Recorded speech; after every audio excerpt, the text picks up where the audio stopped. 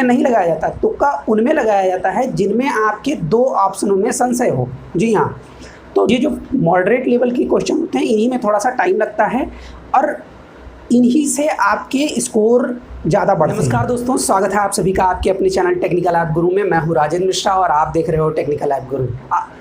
दोस्तों, आप सभी के पीटी के एग्ज़ाम बहुत ही जल्द ही होने वाले हैं। हालांकि पिछली डेट्स में उसको कुछ दिन बढ़ा दिया गया है और आपको 24 तारीख को अब पेपर भी होने वाले हैं।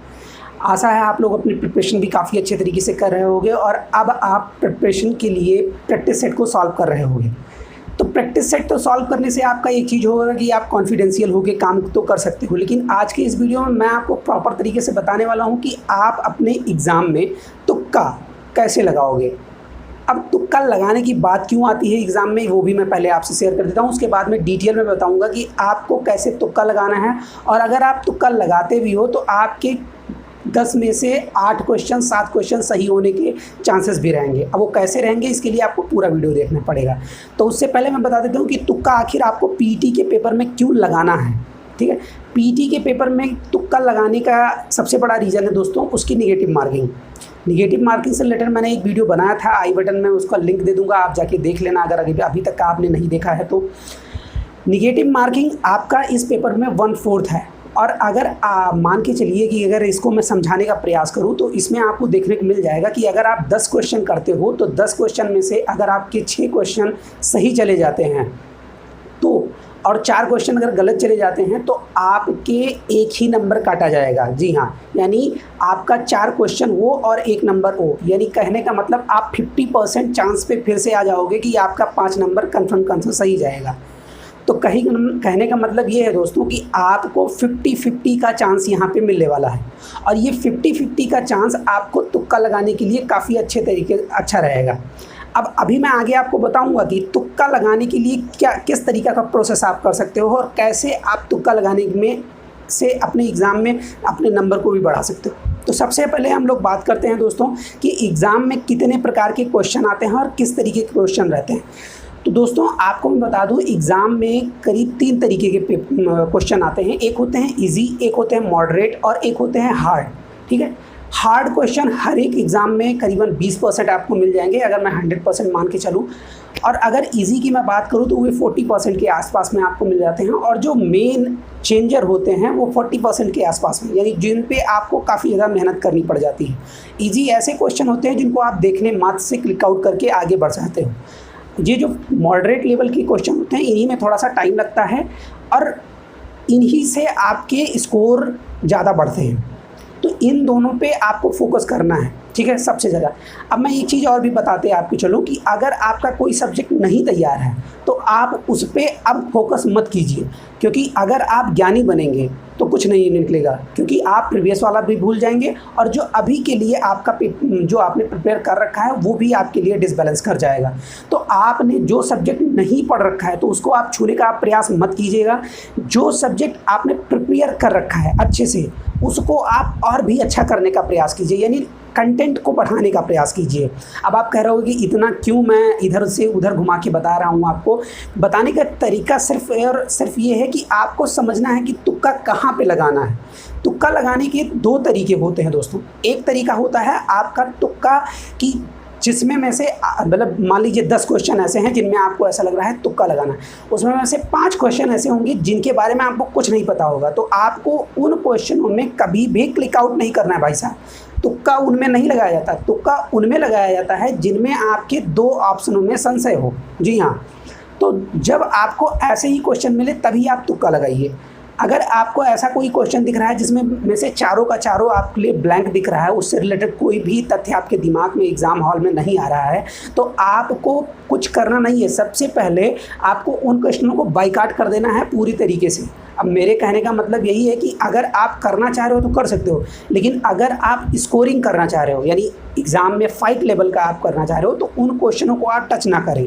यानी कहने का मतलब दोस्तों कि आपके जो स्ट्रॉन्गेस्ट पॉइंट के हैं जिनमें आपको 2 ऑप्शन से सजेस्ट वाइज दिखते हैं उन पे आप तुक्का लगाइए, उससे आपको काफ़ी ज़्यादा बेनिफिट मिलेगा और उसमें आपके चांस सही होने के क्वेश्चन के करीब 90% के आसपास में बन जाते हैं। अब वो कैसे बनेंगे वो भी आप समझ लीजिए।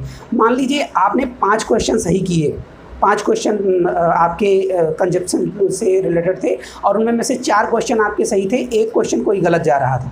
तो अगर गलत भी गया दोस्तों तो वो आपका 3.75 नंबर इस एग्ज़ाम में आपको देके जाएगा, 5 में से 3. तो आप बताइए घाटा क्या हुआ आपका। तो आप अगर तुक्का लगाना चाह रहे हो तो इसी बेसिस पे लगाओ। अब देखिए यहाँ पे आपको 2 चीज़ें देखने को मिलेंगी। एक तो लोग कहेंगे कि आपसे कि आप सारे सिलेबस को कवर करके जाओ, नहीं तो आपको एग्ज़ाम हॉल में बाहर कर दिया जाएगा, मतलब समझ लो कि कुछ आपका नहीं हो पाएगा। तो इन सब अपवादों से आप दूर रहिए, क्योंकि ये जो अपवाद होते हैं ये आपको, जैसे आपके जो सीनियर होते हैं या आपके बगल के रूम में जो सीनियर होते हैं वो आपको यही सब सारी चीज़ें बताते हैं कि आप अपने जो क्वेश्चन हैं उनको करने का प्रयास मत कीजिएगा, डार्क आउट, वो कंपटीशन लेवल को कम करने का प्रयास करते हैं। बड़े बड़े शहरों में जहाँ बच्चे पढ़ाई कर रहे हैं वहाँ पे ऐसे ही कुछ देखा जाता है, तो उनको पहले से ही डरा दिया कि you can not do but you can do, I say okay.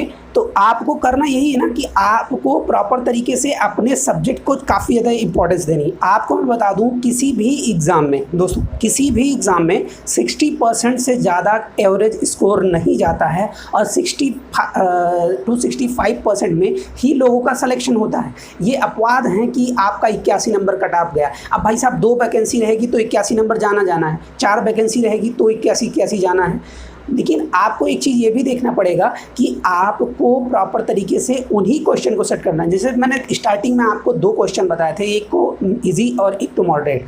तो आपको इसमें से 70 से 80 क्वेश्चन आपको देखने को मिलेंगे। अगर आप इसको इम्पोर्टेंस दे के जाते हो, यानी इनको करने का प्रयास करते हो, तो वो आपको तुक्का लगाने की ज़रूरत ही नहीं पड़ेगी मुझे लगता है, क्योंकि जिस हिसाब से पेट का सिलेबस है उस हिसाब से अगर आप करोगे तो ऑन रिविजन आपको मैं बताऊं, अगर सही मैं बताऊं कि आप तुक्का कहाँ लगाओगे तो आप लास्ट के 20 क्वेश्चन करंट और स्टैटिक जीके में लगाओगे।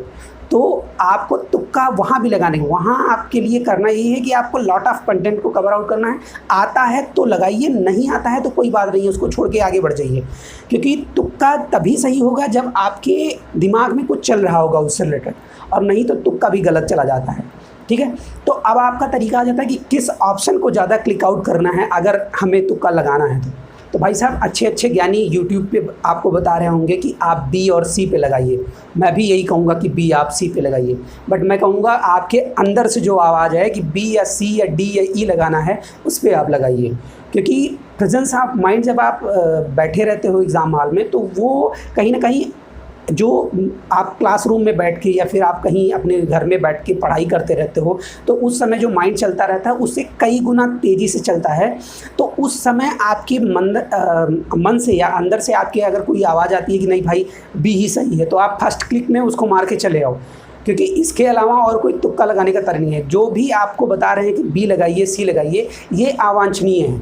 हो सकता हो आपका जो पेपर हो वो उस तरह से सेट ना हो कि बी और सी आए।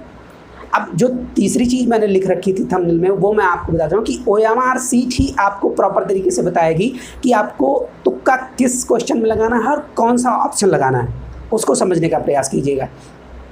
इसमें दोस्तों आपको देखने को मिलेगा कि जैसे आप जो क्वेश्चन करते जा रहे हो, यानी 40 और 40 मतलब 2 सेशन जो हैं आपके 80 क्वेश्चन हो गए, इनमें में से जो भी क्वेश्चन आपको आ रहे हैं जो एकदम लग रहा है एकदम डायरेक्टली सही है तो आप उनको कवर आउट करते चले जाइए, यानी उसको तुरंत डायरेक्टली आप अपने OMR सीट में ब्लैंक करते जाइए।